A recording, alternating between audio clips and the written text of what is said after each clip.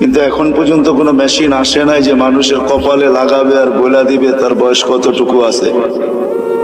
মনে হয় কোনোদিন এই মেশিন আসবেও না। আর এটাই সত্য, কোনোদিন এই মেশিন আসবে না যে আমি 60 বাজবো কি 70 বাজবো।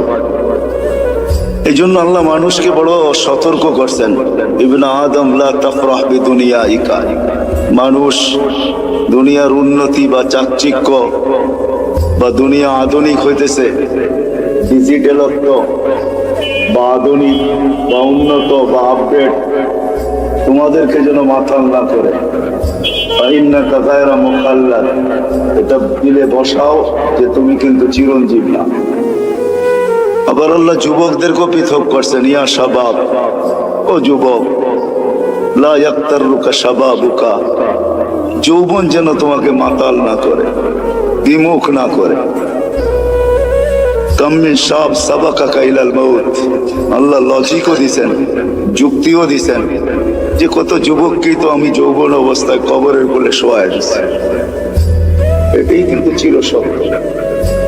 আমাদের সবাই উপস্থিত যদি এখনো আমরা দুনিয়া করি বা প্রত্যেকেই একটা পজিশন নিয়ে চলি, কিন্তু একটা দিন অচিরেই আসবে যে আমরা কেউ দুনিয়াতে থাকবো না।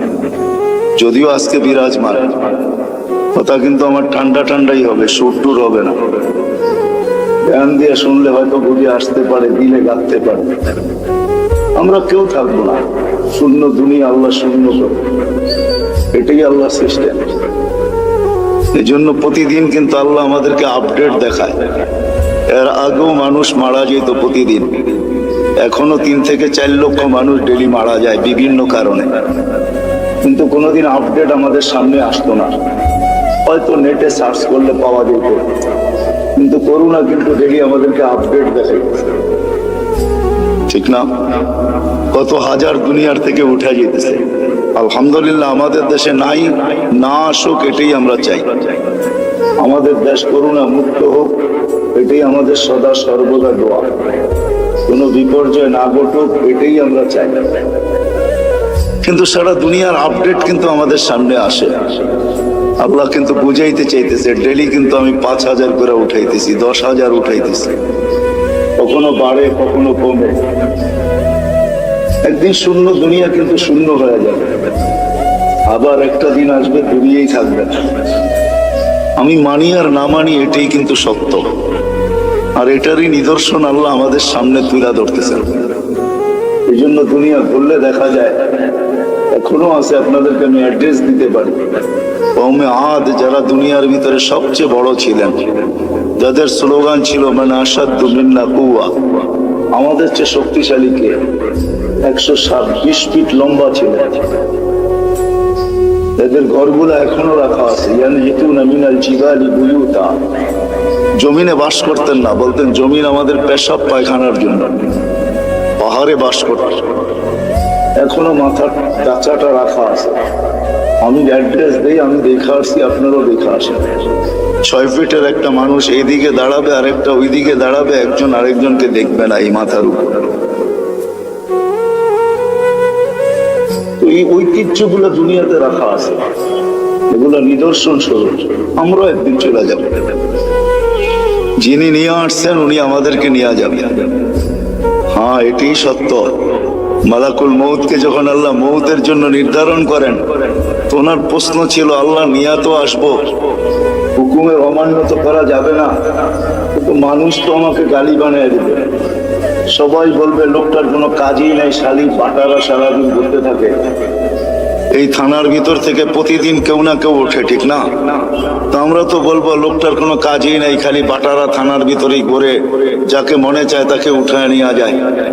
তো তার এই প্রশ্নের উত্তরে আল্লাহ বলছিলেন, সাআজালু লিল মাউতি সাবাবা, আমি মৃত্যুর কারণ বানায় দিব। ইয়াযকুরুস সাবাব ওয়া ইয়ানসা, মানুষ কারণ নিয়ে আলোচনা করবে, তোমার নাম কেউ ভুলে নিবে না। এটাই সত্য। সময়ের আগে কেউ মরে না, আর কারণ ছাড়াও কেউ মরে না। যদি তাই হইতো তাহলে সান্ত্বনার মেশিন, লাইফ সাপোর্ট, এটা যাবে তো যাবে কোথায়? উচিত তো ছিল লাইফ সাপোর্টে দেখতে দেরি, তার লাইফ সুরক্ষিত হওয়া দেরি হতো না, ঠিক না? কি বলেন?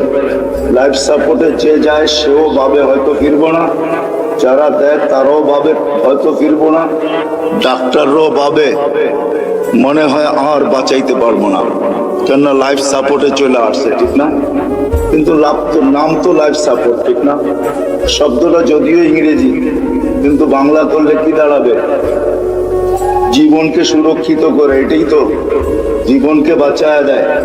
আসলে তা না, কারণ ছাড়া কেউ যায় না, সময়ের আগেও কেউ যায় না, বিদায় শূন্য হবে একদিন, এটাই সত্য। আপনার আমি মানি আর না মানি, আর একদিন আসবে এটা কিছুই থাকবে না, যেটাকে কিয়ামত বলে। হাদিসের দ্বারা আল্লাহ আমাদেরকে বুঝাইছেন। আল্লাহ রসুল আমাদেরকে বাধ্য করে না, আমাদেরকে বুঝায়। বাধ্য আল্লাহ করতে পারে, এই জন্য আল্লাহ আমাদের সামনে লজিক রাখছেন, যুক্তি রাখছেন। আকাশ দেখ, উচ্চতা দেখ, তারাউনাহু বিগাইরি আমাদ, কোথাও তুমি খুঁটি পাবে না। দুনিয়ার সবচেয়ে পাওয়ারফুল দূরবীন হলো হুবল, সে সারা দুনিয়া ছাপ মারা দেখছে, কোথাও কোনো খুঁটি নাই। বিদায় আজ পর্যন্ত নাসার হুবল এই তথ্য দেয় নাই যে আমরা কোথাও খুঁটি পাইছি, খুঁটি দিয়ে আকাশ দাঁড়ায় আছে। আল্লাহ বলছে কোথাও খুঁটি নাই। একটা না সাবা সামাওয়াতুন তিবাকা, একের পর এক 7টা, প্রত্যেকটা এক সমান বড় না। যদি বিশাল স্টেডিয়ামের ভিতরে একটা মার্বেল রাখা হয়, তাইলে স্টেডিয়ামের তুলনায় মার্বেলটা যতটুকু ছোট, প্রথম আকাশটা দ্বিতীয়টার সামনে এতটুকু ছোট, দ্বিতীয়টা তৃতীয়র সামনে এতটুকু ছোট, প্রত্যেকটা তার পরেরটার সামনে এতটুকু ছোট। আল্লাহ বলে 7টা দাঁড় করায় রাখছি, যদি 7টাকে বাধ্য করতে পারি দাঁড়ানোর উপরে, তুমি আর কে? 3.5 একটা মানুষ, তোমাকে বাধ্য করা কোনো ব্যাপার না। কি ব্যাপার? আল্লাহ বলে যদি আকাশ দিয়া বুঝে না আসে, কেননা কারো আকাশ দিয়া বুঝে আসার কথাও না, কেননা বিজ্ঞান আজকে আকাশের নিচে ঘুরতে ঘুরতে সেই হারায় গেছে, বিদায় সে কোনো তথ্য তেমন দিতে পারে না। কিন্তু এই জন্য আল্লাহ আমাদেরকে একটু নিচে নিয়ে আসছেন, বলছে উনজুরিলা শামসি ওয়া শুআইহা, সূর্য দেখো আর কিরণ দেখো, তোমাদের দুনিয়ার থেকে 13 লক্ষ গুণ বড়। আমাদের দুনিয়াটা নক্ষত্র না, গ্রহ, এটা নক্ষত্র 13 লক্ষ গুণ বড়। আল্লাহ বলে এটাকে যদি 365 দিনে 365 কক্ষপথে আমি বাধ্য করতে পারি, যার চলার ঘন্টা পার ঘন্টায় 6 লক্ষ কিলোমিটার বেগে দৌড়াইতেছে, একে যদি আমি বাধ্য করতে পারি, তো তোমাকে বাধ্য করা কোনো ব্যাপার না। আল্লাহ বলে এটাও যদি বুঝে না আসে, তো উনজুরিলাল বিহারি ওয়া আমওয়াজিহা, সমুদ্র দেখার তরঙ্গমালা গুলা দেখ। সমুদ্রকে আমি বাধ্য করছি। পদ্মা, মেঘনা, যমুনা ভাঙ্গে আমি মানি, কিন্তু আজ পর্যন্ত বঙ্গোপসাগর ভাঙছে এরকম খবর, বঙ্গোপসাগরে ভাঙ্গন শুরু হয়েছে এরকম কোনো খবর মনে হয় বাংলাদেশের কোনো নিউজ পেপারে আসে না, ঠিক না? অথচ পদ্মা ভাঙ্গে, মেঘনা ভাঙ্গে, যমুনা ভাঙ্গে, কিন্তু যতগুলা ঢেউ প্রতিদিন আশ্রয় পড়ে আমাদের কুলে, আজ পর্যন্ত পদ্মা মেঘনা এরকম একটা ঢেউয়েরও অস্তিত্ব দিতে পারে।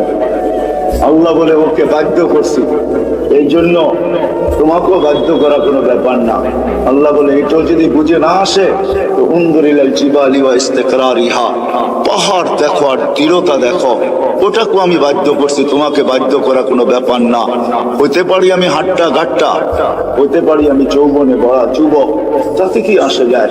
আল্লাহর উপমা বা লজিক দেখেন না। আল্লাহ বলে তোমাকেও আমি বাধ্য করতে পারি, এটা কোনো ব্যাপার না।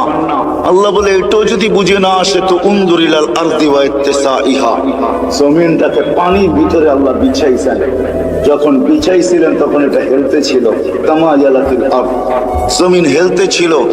আল্লাহ বলে ফাজআলনাল জিবালা ফিহা আওতাদা, আমি পাহাড়কে প্যারাক বানায় বেড়া গেছি, ফাস্তাকাররাতিল আরদ, জমিন স্থির হয়ে গেছে পানির ভিতরে। এটা দেখা ফেরেশতাদের চক্ষু কপালে উঠছিল। ওই প্রশ্নের দিকে আমি যাইতে চাই না। ফেরেশতা আল্লাহকে জিজ্ঞাসা করছিলেন, হাল খালাক্তা আসাদ্দু খালকাম মিনাল জিবাল, আল্লাহ পাহাড়ের চেয়ে শক্তিশালী কিছু আপনি তৈরি করছেন। আল্লাহ বলছে লোহা, যে পাহাড়কে কেটে ঢের বানায় দেয়। বলছে এর চেয়ে শক্তিশালী? বলে আগুন, যে লোহাকে পানির মতো তরল করে দেয়। বলছে এর চেয়ে শক্তিশালী? বলে পানি। বলে এর চেয়ে শক্তিশালী? বাতাস। বলে এর চেয়ে শক্তিশালী? বলে এটা আছে যেটা আল্লাহ আমাদেরকে দিচ্ছেন আর কাউকে দেন। আমাদেরকে দিচ্ছেন ওটা আর কাউকে দেন। যদি আল্লাহ বলতেছে জমিনের দিকে দেখো, প্রশস্ততা দেখো, আর যদি আমাদের গ্রহের দিকে দেখেন, এই দুনিয়ার ফুটবলটার দিকে দেখেন,